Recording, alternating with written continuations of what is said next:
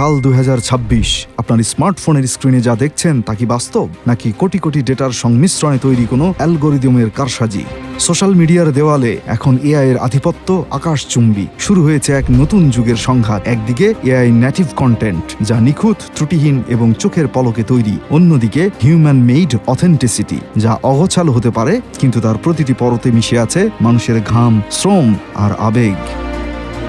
2026 সালে এসে আমরা দেখছি এক অদ্ভুত বাস্তবতা। এআই এখন আর শুধু সহায়ক নয়, সে নিজেই এখন সৃজনশীল। ভার্চুয়াল ইনফ্লুয়েন্সার থেকে শুরু করে এআই এর লেখা কবিতা সবই এখন ডিজিটাল ফিডের অবিচ্ছেদ্য অংশ। কিন্তু প্রশ্ন হলো, পিক্সেলের এই নিখুঁত সৌন্দর্য কি পারবে মানুষের হৃদস্পন্দন ছুঁতে?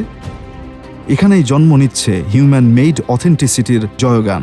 যে সমাজ এআই সবকিছু নিখুঁতভাবে করে দিচ্ছে, সেখানে মানুষের তৈরি সাধারণ বা খুঁতযুক্ত কন্টেন্টই হয়ে উঠছে অনন্য এবং দামি। মানুষ এখন যান্ত্রিক পারফেকশন নয়, বরং অন্য একজন মানুষের অকৃত্রিম গল্প শুনতে চায়। গ্লোবাল ক্রিয়েটিভ ইন্ডাস্ট্রি রিপোর্ট 2026 অনুযায়ী বিশ্বব্যাপী সোশ্যাল মিডিয়া কন্টেন্টের 68% এখন এআই অ্যাসিস্টেড বা সম্পূর্ণ এআই জেনারেটেড। একটি আন্তর্জাতিক গবেষণা সংস্থা ইউরোপোল এর মতে 2026 সালের মধ্যে ইন্টারনেটের প্রায় 90% কন্টেন্টই হতে পারে কৃত্রিম বুদ্ধিমত্তা বা এআই এর মাধ্যমে তৈরি। তবে কি এটি শুধুই যুদ্ধ? বিশেষজ্ঞরা বলছেন এটি আসলে ইতিহাসের এক নতুন সন্ধিক্ষণ।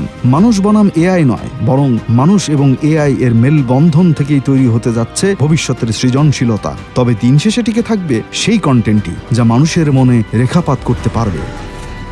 এই পুরো বিপ্লবের সবচেয়ে গভীর প্রভাব পড়ছে শিক্ষাক্ষেত্রে।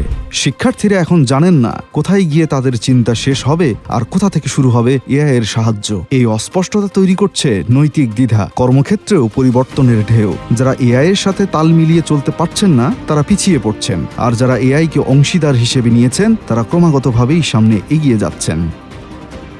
2026 সালে এসে আমরা বুঝতে পারছি এটি আসলে যুদ্ধ নয়, এটি একটি সময়ের প্রয়োজন। যে প্রয়োজনে এআই হবে আমাদের সহায়ক আর মানুষ হবে তার নিয়ন্ত্রক। সৃজনশীলতার ভবিষ্যৎ নির্ভর করবে এই দুই শক্তির সমন্বয়ে নতুন কিছু তৈরির ক্ষমতার উপর।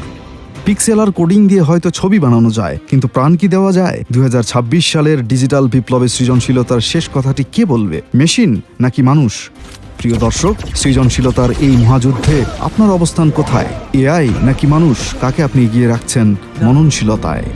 আরিফিন আল ইমরান, RTNN।